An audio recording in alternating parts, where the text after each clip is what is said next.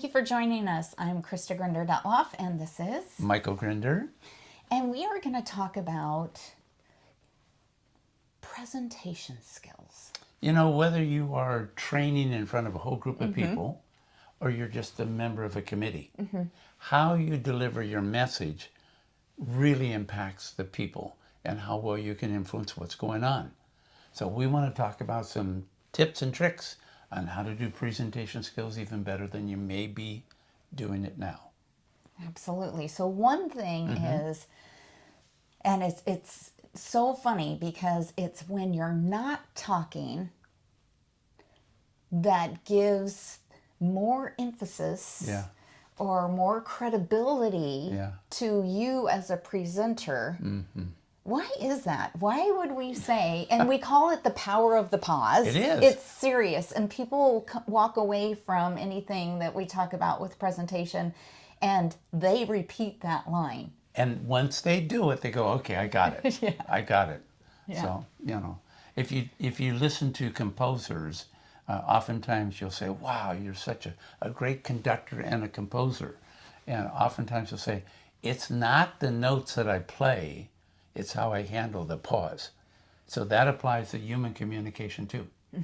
So when you are talking, if you never stop and pause and you become an incessant talker, what happens is people really don't hear whatever you're saying because they're really worried whether you're okay over there talking. So we've got to pause. Now the question is, how do you pause? Do you have any advice on how you handle your hands? Well, that is an interesting thing. Whether you're sitting or you're standing, the same concept is true. That you want to gesture with your hands while you're talking. And while you're talking, that is really when you are showing your own style, your charisma, who you are. Example, she could have her hands down instead of up. That would be style. But no matter what your style is, you've got to pause. And when you pause, keep the hand frozen because it indicates to people you're not done yet. Why do you want to pause? It gets oxygen to our brains as the communicator, as well as the listeners receiving our message. So you got to pause. And it's actually great for a presenter to have this power of the pause. Because you think about what you're going to say next. It gives you that moment of getting the oxygen up to your brain and also a little bit of a reset of, okay, what is the next few words? So the fluidity of when you're talking is there. If you wanted to say even one-on-one to a person or an entire group, you have such potential. Compare that with this saying, you have such potential. Because I paused before I said it, that pre-pause increases the significance of what's going to follow after I begin talking again. Then there's a post-pause. So if I'm going to say, you have such potential, if I say you have such potential, and then bring back my hand, I didn't keep it there long enough. But if I say you have such potential, and I pause, that message sinks in to whoever received your communication.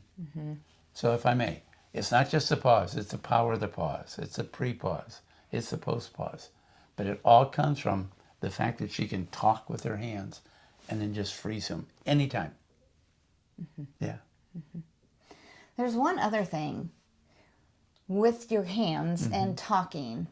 It's connected to your eyes. If I want you to look at something and I keep looking at you, you look back at me. But if I want you to follow my hand, I actually have to model for you to look where I'm looking. I need to look in that same direction.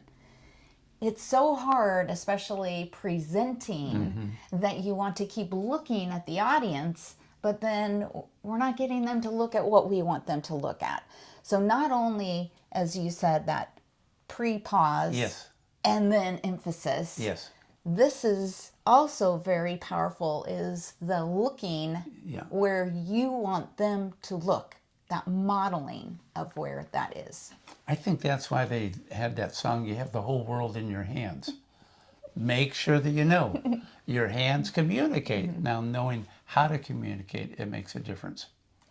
And there are many more tips and tricks that we offer. And there's 2 different products that we're talking about today. One is a downloadable, or you can get the real deal mailed to you. It's called Energize the Room, and it has Michael on it.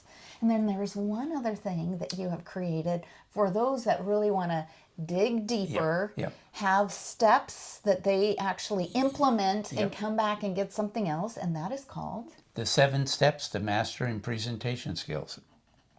Only 7. Honest. Yes. Honest. Yeah. Yeah. Well, you've spent some time with us just now. Becoming a better communicator. And your time is valuable. So try these nonverbal tips and tricks Today. See ya. Thank you.